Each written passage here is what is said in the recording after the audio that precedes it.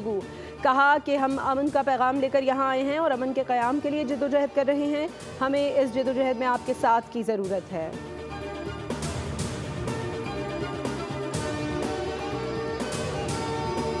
पाकिस्तान और अमरीका के ताल्लुकात नए दौर में दाखिल हो रहे हैं और दोनों ममालिक ताल्लुकात को मजबूत बनाने के लिए पुरअज़्म हैं। वज़ीर आज़म शहबाज शरीफ का तकरीब से खिताब।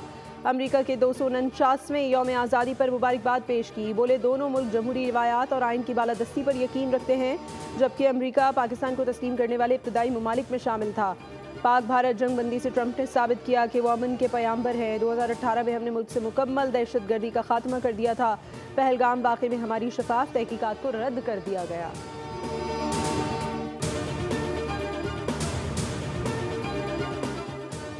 और पाकिस्तान और ईरान के दरमियान दोतरफा ताल्लुकात से मुतालिक नायब वज़ीर आज़म इसहाक़ डार की ज़ेर सदारत जायज़ा इजलास।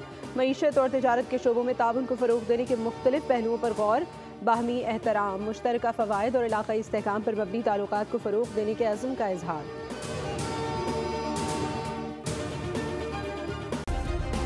सब्सक्राइब करें और बेल दबाएं ताकि कोई खबर रह न जाए।